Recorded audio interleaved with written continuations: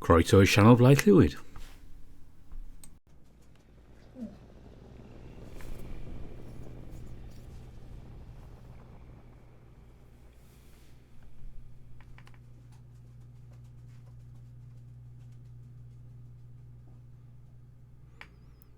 Yes, welcome home to Beyond the Harbour R. This update came out about a week and a half ago, so it was a good time to get caught up with what's going on in this story. And we're on to chapter 3 now, so I don't have too much more to say, but I actually hope you had a good New Year. It's been quite nice, though a little chilly since then here. It was minus 45 earlier. That's without the wind chill. But enough of the weather report. Let's get going in chapter 3. Breakfast is merciful enough to stay down on my stomach where it belongs. The consecutive waves of nausea assaulted me showed some mercy this time, I suppose. I'd woken up a disgusting mess of a man, but nothing a nice hot shower and a little TLC if my teeth couldn't fix. Hey, Sam's relentless flirting started up again after I was all cleaned up. That has to be worth something, right? Right? Despite my best efforts to pretend I was having a normal day, the nagging memories of the previous night stayed fresh in my mind. Oh, you're staring off into space again? I blink. Huh? Again? His tail flicks behind him as he smirks at me. Yes, if I did any better, I'd assume you're just doing it to mess with me. Maybe you are sick. He squints, smile growing wider on his smug little face. The virus spread your brain? How long do you think you have to live? I frown at him. Hopefully long enough to put you in your place. He chuckles at my comment, his expression only becomes more determined as he does. Hey, if you think you can handle me, that's already a step above where you were yesterday. Looks like it came at the cost of your attention span, though. I'm convinced your brain has just been leaking out your ears since you went catatonic on the dock last night. I shake my head. Well, I was having a hard time focusing through the nausea. It takes a lot of willpower to not throw up, you know. A bold lie, but I'm not fully convinced that truth is more believable. I want to talk to someone about what happened, but this isn't the guy. My gut tells me as much. Here you go, doing it again. Yeah, fuck off. I'm thinking about stuff. He points to himself. Hi, I'm Stuff. I smile. Hi, Stuff. Did you get our plans for the day together? He smiles back at me, nodding his head. Why, yes, I did. While you're busy washing the vomit out of your fur, I was, as promised, arranging some contacts to help out with your investigation. I tilt my head. How many of them are attached to your nether regions? None, but hey, if you want me to dump those plans so we can talk about my cock, I'm absolutely down. I shake my head, folding my arms as I do. The original plans are fine, thanks. Your loss. He smiles. So, my first attempt was to call Veronica Henderson, the woman he is closest to throughout his life, as far as anyone could tell. Veronica? Pretty much everyone calls her V, that's with 2 E's. The neurons in my brain fire, connecting information. Ah, right, her. The buff girl that woke Oliver up. If those two were friends, they were definitely going through a rough patch. Well, I tried to give her a call, but no dice. She didn't pick up and I left a voicemail. We'll see if she calls me back, but I wouldn't hold my breath if I were you. He raises a finger to his chin. Say, how long can you hold your breath anyways? I frown and roll my eyes in response, and he chuckles before continuing. Next on my list, the other person close to Ollie, Donovan Keegan. I blink. Don. He nods. Yep. A shady kid that took off before Oliver did.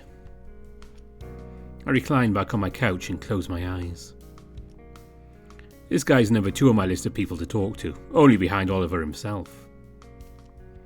I dig my fingers into my cheeks, recoiling to the nightmares within nightmares I'd experienced the night before. Dawn's name and face were associated with the deepest, darkest part of Ollie's vision. I know I can't put too much faith in that vision or whatever it was, but deep down in my gut I can feel how real it all was. You have some thoughts? I nod my head. I'd like to talk to this guy, yeah. I open my eyes and recoil when I see the cat had snuck close enough to be face to face. Yeah! He responds as I lean back as far as I can go, a toothy grin spreading across his face. Well, you're shit out of luck. I was pretty sure the only person that had any way of contacting him was V. He tilts his head to the side of it. So we'd have to wait until she gets back to me. Before I get a chance to groan at this news, however, the cat interrupts me. But I remembered someone else who's involved, even if to a lesser extent. I raise an eyebrow. Was someone else involved with him before he went missing? Yep, another boy, always just out of sight. I squint. What is that supposed to mean? Well, the cat considers his words before speaking again. So the guy noticed following just far enough behind Oliver that nobody without a keen sense of things would notice him. An almost uncomfortable amount of times, I should add. I lean forward and think. A stalker? Well, unless Sam was drawing parallels that didn't exist. Still, even if it's just a tangential relation, he's still a potential lead. Yeah, can tell by the look on your face that I piqued your interest. I nod. Good. Trevor Ward's his name, and like Donald V, he has an extensive online presence. And lucky you, he still lives in this town. Well, that's convenient. Interested in paying him a visit? I nod. Yeah, beats sitting on our asses waiting for a phone call. He chuckles. You're more than welcome to sit on your dick instead. Yeah, I get it. His eyes widen for about half a second before returning to normal. Well, if you're offering. I smile back at him. How about we solve this case first, Mr. Wong? I lean back again, smiling as I do. I'm sure I'll be in a more agreeable mood when this is all put to rest. He smiles back at me, his devious eyes sure not to lose sight of their target. I'll be sure to keep that in mind.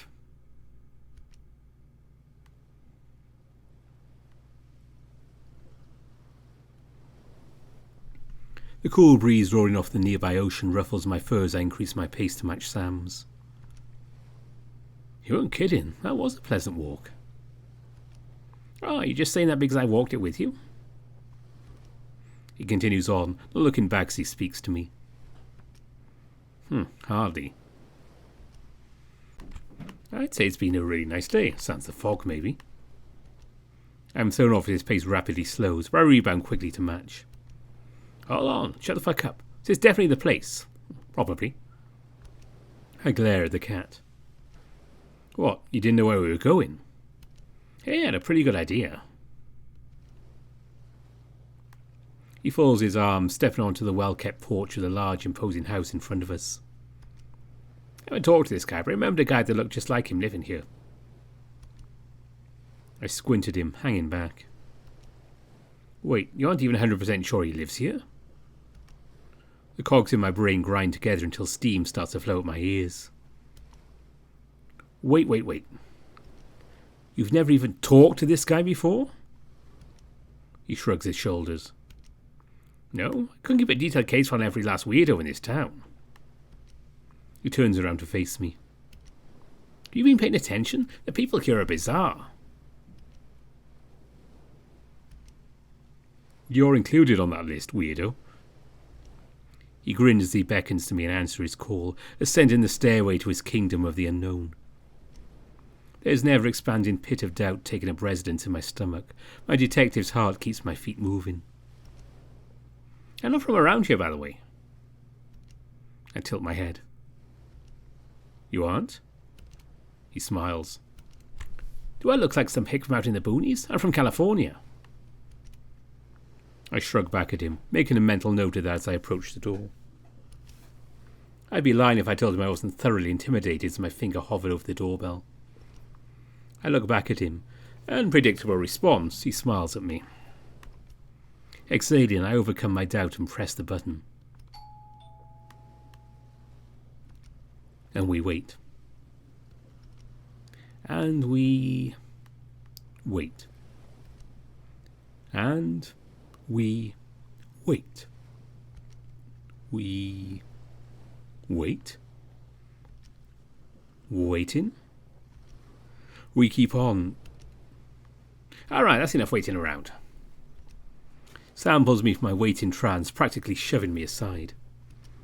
Check this out, I know the trick. There's a trick to ringing a doorbell. I unfold my arms, place a hand on my hip and lean in towards the cat. Surely you're not going to... But he does. Before I can stop him, his finger assaults the doorbell's weak point. His assault isn't isolated to a single strike, though. He repeatedly jams his digit into the abused button, at a speed so far beyond comprehension my brain can only pass it as vibrating. Unable to stomach the abuse, I reach out and grab him by the shoulders. Jesus fucking Christ, what are you doing? He ignores my desperate plea, continuing to violate the mechanism. His merciless assault only continues, his unflinching resolve set solid. The cringe washes over me, overwhelming adrenaline pumping throughout my body, forcing me into a state of fight or flight. I want to, no, need to run away. But the investigation... The dire circumstances of my fate weigh heavy on my heart. On one hand, this could be the sole lead needed to solve this case. On the other hand, I'll never live down such an intense attack of second-hand embarrassment. Compose your weary heart, Juan Carlos. After all, what is a man but... My melodramatic thoughts are interrupted, however, by the sound of the door just in front of me creaking open. I quickly let go of the cat and reset back to my previous position, composing myself. My cohort does the same. Can I help you? I look on as a pale green eye reveals itself behind the door, now slightly ajar. I nod my head. Are you Trevor Ward? It blinks at me. Yes, that's me. There's a long, awkward pause where he continues. What did you need with me? I open my mouth to speak, but I'm cut off by the cat beside me. Trevor, I haven't seen you in, 4 years? He shoves me aside, taking my position closer to the door. Do you remember me? We went to high school together. Trevor squints his eyes and closes the door just a teeny bit more. The cat gets closer and closer to him. Hey, it's okay if you've forgotten. It's been a long time, so I can totally understand. I remember you so vividly. We just have to catch up. Wouldn't you agree? Well, And I've got to figure out what you've been doing with your life. You look great. Have you gotten taller? And I don't remember your eyes being so green. He leans up against me while thoroughly glazing the iguana with his honey tongue. Trevor, on the other hand, sinks further and further away from the cat's relentless assault. The miasma of discomfort he's exerting is dense enough to start a new plague. I have to do something. Listen to me, Trevor.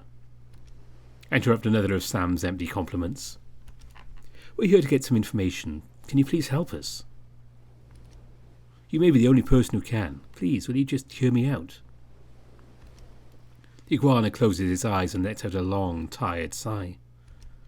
Listen, JC, do you notice how beautiful his scales are? Do you think he follows the same skincare routine his father does? The cat interrupts him again, though this time his reaction is different. His eyes go wide while his pupils shrink and his mouth hangs open. there's any attempt to hide the shock and terror that assaulted him at this statement, it was invisible to me. Wait a minute, is your father home? Sam turns his gaze back on me. You know, I just remember that we can always ask his father instead if he's uncomfortable answering us. I open my mouth to respond to him. We're interrupted by the door ahead of us being yanked open. No, he's not home, but I can answer any questions you have. There's an uncomfortable silence that hangs in the air as I ponder what to make of what just happened. It doesn't sit right with me. I'm not one to look a gift horse in the mouth. Thank you, Trevor. I'm sure information... The cat beside me interrupts me by digging his elbow into my side as he beams his predator's smile on him.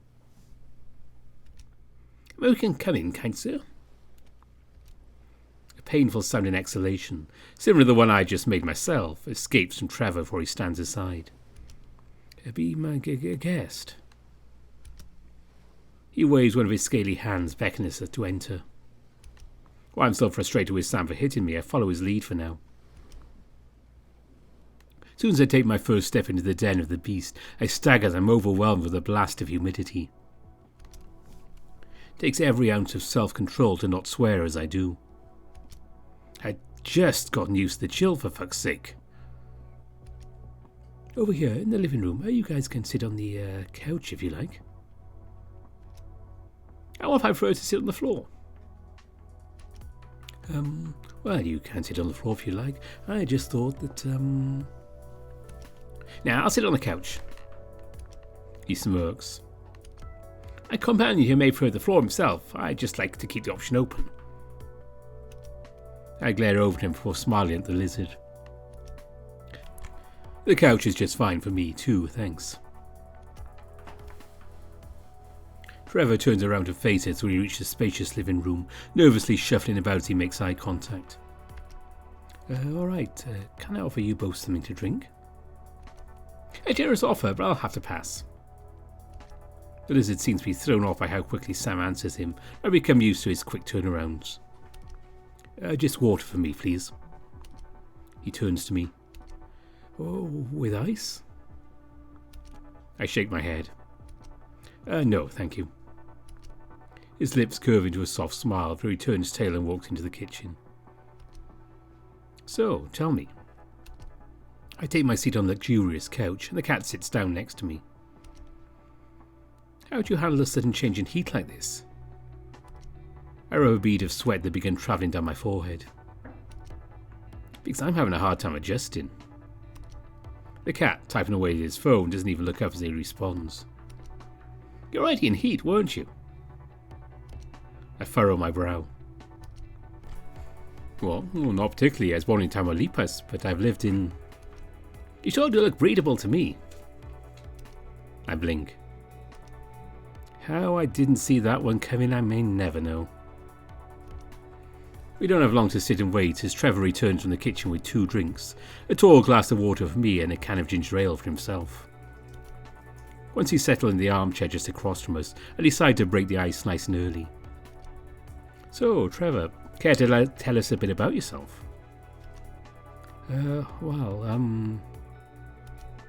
Anything particular? He gives me an awkward smile as I pull out my notebook. Anything really, I want to get to know you a little better. I smile back at him. I can start to give you an idea. My name is Juan Carlos and I'm from Des Moines, Iowa. I wasn't born here in the US though, I lived in Matamoros, Mexico until I was 4. The cat to my side stirs, chuckling. Gonna use some hot Mexican pickup lines on me? I roll my eyes. Yeah, because I was definitely picking dudes up as a toddler.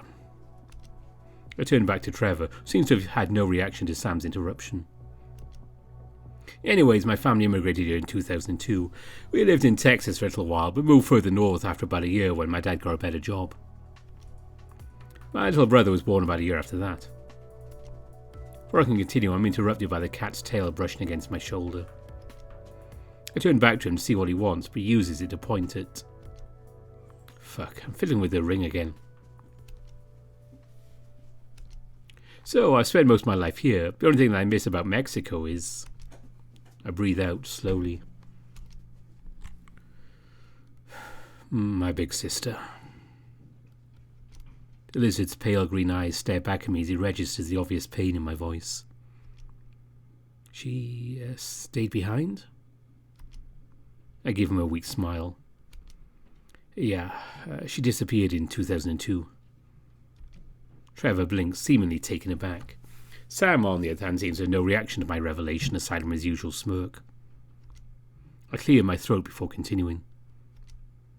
So yeah, I'm your average American guy. My interests include food, fashion, Fablu, and finding out what happened to people who disappear. I give the iguana a knowing smile. Did that help? He stares back what seems like a minute before stuttering out an answer. Yes, thank you. He takes a turn at coughing before speaking again. My name is Trevor Ward. Trevor Ward. I scribble in my notebook as he continues. I'm 23 years old and I've lived in Harverton for all my life. I graduated in 2014 and my interests are... He fidgets around in his seat. I like video games and bugs. And video games about bugs? His lips curl into an uncomfortable smile before he looses an awkward chuckle. That's about it, eh? I try to offset the discomfort rapidly seeping from the man I was questioning with a nod in reply. Oh, wonderful, thank you. The reassurance in my voice seems to do little to his panicked state. The discomfort visible on his face continues to manifest. Yeah. I can't, but... He puffs out a short breath of air before refocusing on me again. Sorry, Oh, that reminds me, JC. The iguana's mouth hangs wide open, interrupted by Sam again. He asked me the other day about college. I cock an eyebrow. But what does that... You asked me that, didn't you? Why didn't you ask Trevor the same question? I look back at the lizard, whose pale green eyes have widened considerably. Sam. I turn my attention back to the cat. That doesn't seem particularly relevant to this interview. He leans back in his seat, ever-present grin glued to his face. You asked me for a reason, didn't you? Well, yeah, it was relevant at the time. Really? Why is that? I pinch the bridge of my nose. I generally think someone's choice of higher education says a lot about them. Oh, in that case, I have a good example.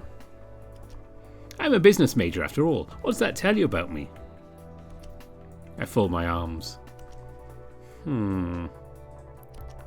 Well, you're kind of an asshole. You're pushy, rude. Oh, don't flatter me. I flinch as he brushes his tail against my shoulder. You see, your observations are completely invalid. I blink. What? I didn't choose my own major, dumbass. Mom forced me to go to college so I can keep the family business going after she croaks. He leans further back into the couch. Quite a long time ago if I didn't mean getting cut off. There's a sort of quiet to his tone that throws me off. He sounds defeated. I'd be a fool to miss this opportunity. Sorry, Trevor, please be patient. Well, what did you want to do with yourself? Yeah. I flip my notebook back to the page I started on Sam and begin taking notes. I had my way, I'd wrap myself around a beautiful person's little finger. His tail makes its way from my shoulder to my arm. I do my best to keep my neutral expression.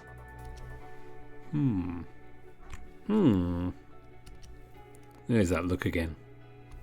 I think I'd like to travel, meet some beautiful people in other countries. He gently raises an open hand, keeping firm eye contact with me as he does. Maybe work my way into the pockets of some important people. He suddenly clenches his hand into a fist, causing Trevor to jump a bit.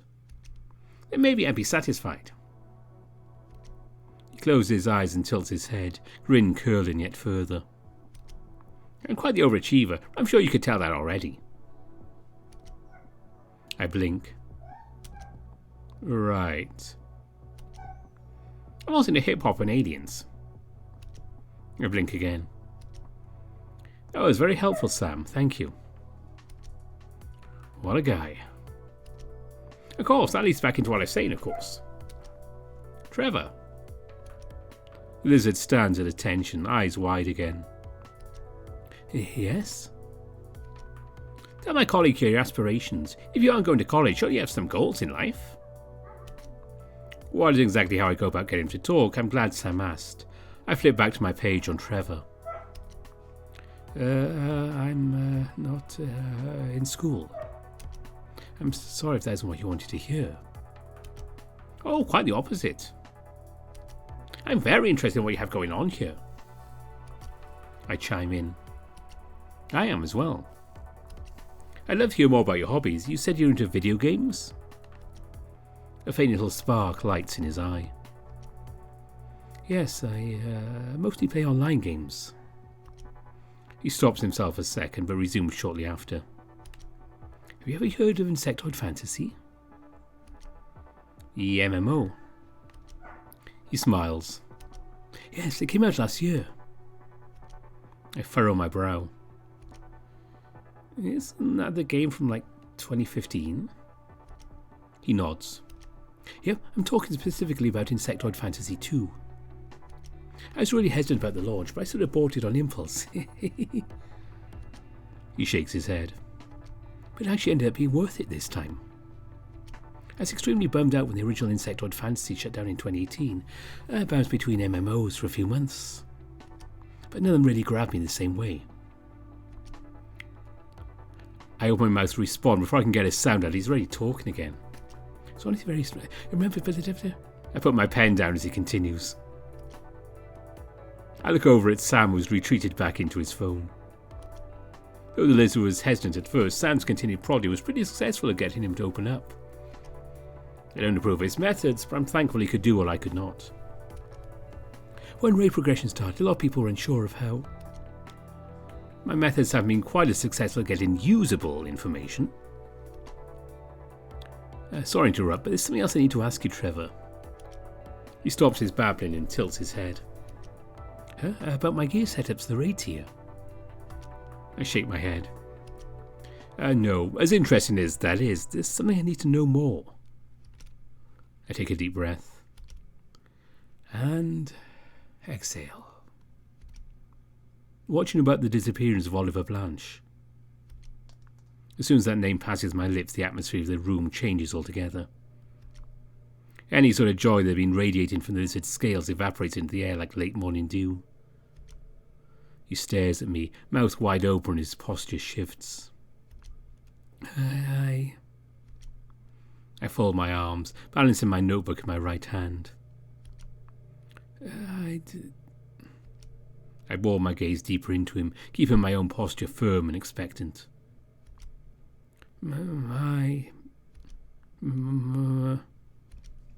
His irises continue to shrink as he stammers. Trevor, please. His obvious discomfort fills the entire house. The fact this question puts him in such a distressed state tells me everything I need to know. Sam was right on the money. This is a lead, a big one at that. How much does he himself know? You aren't in trouble, Trevor. I'm just trying to figure out what happened to Oliver. My associate here had a hunch you may know something. Please. I soften my gaze. Can you please tell us what you know? Anything will do, anything you know about him. Yeah. His tone trails off and he slumps over. I knew him. Yeah, you did. I used to see you follow him around when you were in high school. Trevor stiffens up at this revelation, despite how casually the cat said it. I shifted my glance over to him. We hadn't even looked up from his phone. Yes, but it isn't like that. I mean, I did know him, but... No, I never talked to him. He yelps before his posture slips and the life drains out of him again. I never got the courage. His head follows his shoulders in slumping, utterly defeated. Saved by Sam, again. I can still recover this without him. I understand, I really do. I've been in the same position, able to talk to people I've been interested in. It can be hard. When the opportunity slips, it leaves you with a lot of regret. It can be hard, but it doesn't always mean the opportunity is gone forever. I stand up and approach him, hand outstretched. Oliver may still be out there somewhere. That's why I want to find him. I may even want to see you too. Just as I reach out to Lizard, however, he begins to shake. Violently. No. Don't. His hands ball up in fists as he jerks his head up to look at me. His eyes are full of disgust, whether they're for me or himself. You don't understand. Nobody does. There's a loud creak as he stands. Not you, not him, and especially not my dad. He throws his hands to his side as he groans and collapses back into his seat. I, however, remain steadfast. Offering my hand again, determined. Help me understand. Tears stream from his empty eyes as he stares at me. Any sort of fire from the outburst to quickly fade as it becomes hollow again. The silence drapes itself across the room until, to my surprise, Sam chimes in. Your dad, he's the chief of police, right? Yes. He was responsible for the Oliver Blanche case. A bead of sweat rolls down my forehead. I had a feeling. I just wanted to hear you say it.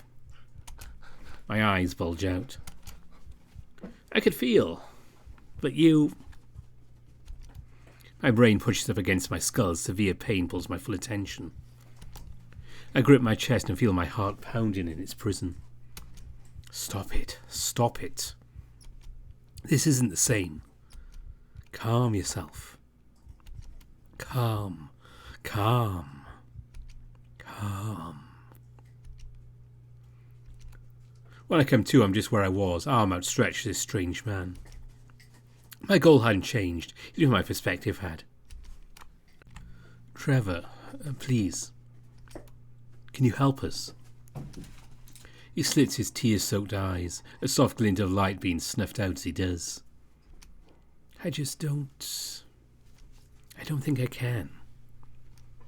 His voice drops to a whisper. My dad would never want me to dig all this back up. I remain silent. I couldn't force him. Trevor, Before I can continue, I'm interrupted by my phone going off. Fucking hell, what timing? I reach into my pocket to silence it. Just as I do, my better judgment decides against it. Sorry, I have to take this. Slightly shocked, the Lizard simply nods. I turn tail and walk back to the front door. Stepping back in the pleasant November weather again was akin to being reborn. Something else had changed, though. It couldn't be any later than 5, but the sky was already displaying it for late evening. Between that and the fog, things are weird here on the East Coast. Drawing in a deep breath, I reach into my pocket and pull out my phone. Restricted number. Well, it isn't Mom. I drag my finger across the accept call icon and raise it to my ear. Hello? Hello, it's Veronica Henderson reaching out to Juan Carlos Santana. Even if she hadn't introduced herself, I'd recognize that voice immediately. Yes, this is him. Wait, you have to proceed carefully. Cool your heart, she doesn't know that you know her. I cough quietly. Can I help you? There's silence on the other end for a second before the familiar tone picks back up. Yes. A mutual contact reached out to me and asked me to get in touch with you. Mutual contact? As I understand it, you're doing an investigation on an old friend of mine, Oliver Blanche. Instead of a voice greeting me, I'm pulled into a helpless state by a new sensation unfurling inside of me. The deep groaning orchestra of a lost memory bubbles deep in my stomach, its cry bouncing off the fleshy walls of its new home.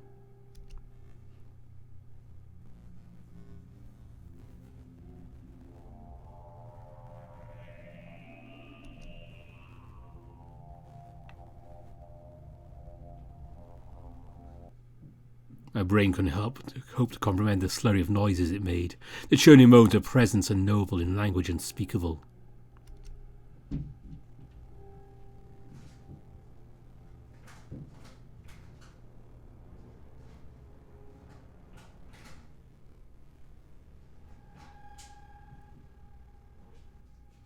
The deepest part of my throat aches. I feel its appendages dig in as they attempt to climb out of me.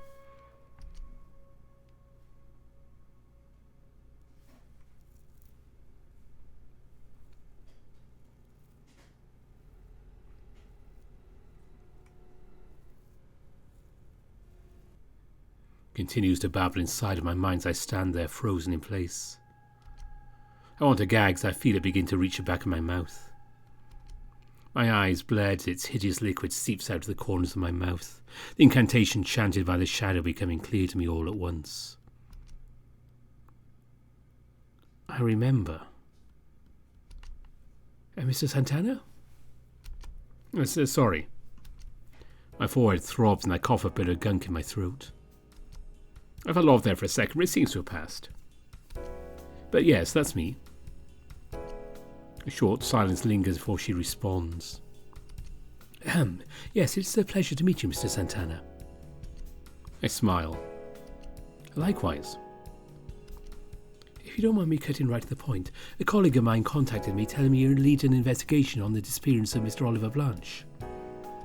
Correct. And you're an independent investigator, right? You don't work in any particular jurisdiction? No, ma'am, I'm just about as independent as you can get. She breathes out a long sigh. All right, good to hear. Allow me to properly introduce myself while I have the time to. My name is Veronica Henderson. I've been Ollie's friend ever since we went to elementary school together. As far as I can tell, aside from one other person. There's venom on her tongue as those words pass her lips. I've been the only person in his life he's felt close to. Therefore, as my contact suggested, I'd be an invaluable asset to your investigation, Mr. Santana. I'd be glad to accept any help you can offer. I lean up against the house, crossing my legs. Though, if you don't mind me asking, our mutual contact wanted to remain anonymous for whatever reason. I blink, mouth hanging open. Yeah, I was shocked too. The last person I expected to hear from this morning. Not to mention his bizarre request I wait to call you until just this very moment. What is he? Could be worse timing though. I was just stepping out from work. Had to spare a few minutes to give you a call. I chuckle. Did I say something funny? Nothing of the sort. I play along with your little game for now. Can't let you know I've taken the upper hand again. Right, well. I hear the sound of an engine starting. A car? I need to be going. I have a class to teach this evening and I can't afford to miss. As soon as I have some spare time, in a day or so, I'll get a hold of you again and I can answer any questions you have. That sound okay? I nod. Not that you can see it. Understandable. Looking forward to sitting down with you and hopefully finding some answers together. Well, as long as you can bear the weight. I clutch my stomach, laughter bursting out of my mouth. Okay, Mr. Santana, I'm sure I missed whatever joke you thought I told. I try to respond between bursts of laughter. No, you see, hey, I saw what you did there. You said you hoped I could bear the weight. She pauses for a solid second before responding. Yes, and? You're a bear. Another intense round of laughter fills the early evening air. And it's met with silence. And, forgive me, I'm a bit of a sucker for a bad joke. Right, I need to go. Goodbye, Mr. Santana. Before I can respond, she hangs up. It dawns on me all at once and forces my stomach into free fall. My ass follows in this example and I slide down the wall in shame. How the hell would I have known she was a bear? I mean, of course we knew, but... God damn it! I bury my face in my hands. My goddamn fucking idiot.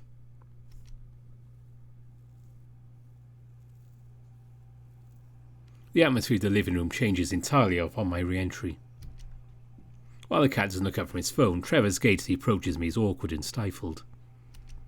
Hey, JC, I changed my mind. He stopped just in front of me, breathing heavily. Whoa, slow down. What's going on? He shakes his head quick enough that I can feel the air around us stir. No, I mean it. I'll do whatever I can to help you guys out with your investigation. This turnaround. The fuck did you do to him? I glare over the cat, but I never been one to look a gift horse in the mouth. I offer the lizard a warm smile in return. Well, we appreciate it, Trevor. He nods his head and raises a shaky hand out to me. I'm glad to work with you. I take his hand in mine, immediately surprised by the texture I feel. Paper? After an awkward up and down with our hands, I clutch a note and slip it into my pocket with about as much subtlety as I can manage. Okay, now. I forget something, Trevor? The cat doesn't even look up, I can see the ever-present smile hiding behind his phone. Trevor, meanwhile, briefly grimaces for forcing a smile. Yes, I'll meet up with the two of you tomorrow, in the afternoon. His eye twitches as he stares at Sam, likely waiting for some sort of approval.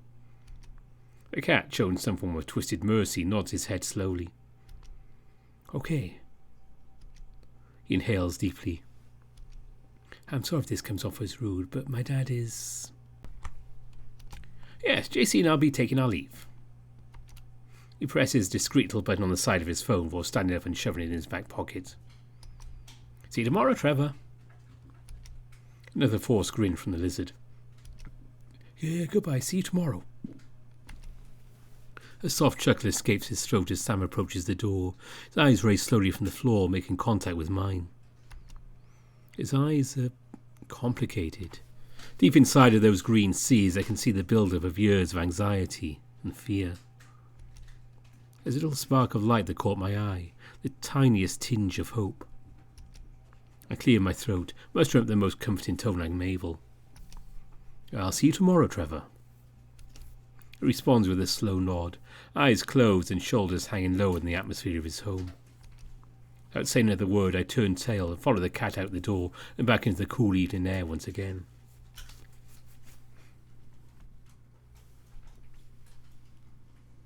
The setting sun casts a soft orange glow on us as we walk back down the street. Some part of me hates it, of the life of me I couldn't tell you why. Hey, tell me something. Hands buried in my pockets, I keep my pace steady with the cat's. Seems super invested in the whole detective thing. I turn my gaze to my companion. Yeah, what about it? Yeah, pretty terrible at it. I open my mouth to respond, before I can, he continues. I guess I'm just curious why.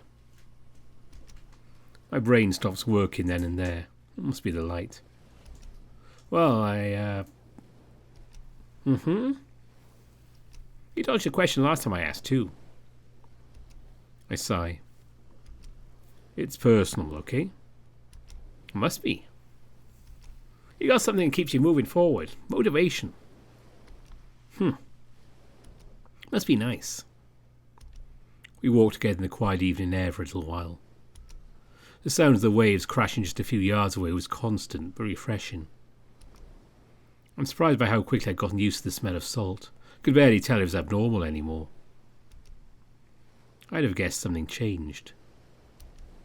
With a renewed sense of vigour, I speak again. My sister. His ears perk up, but he doesn't turn to face me. This ring was hers. I take her ring into my right hand as I'd done so many times before. It's one of the last things I have left of her. He stops. That's poetic and all, but you still have your memories, don't you? My breathing slows. My eyes sink back into my skull as a familiar feeling grips at my heart. Of course I do. Single tear slides down my cheek as those bony digits curl around the organ. Tighter, tighter, tighter. You and I aren't that different, are we?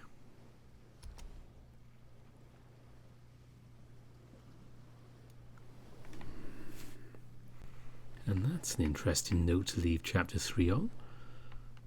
Oh, it was good to see Trevor again.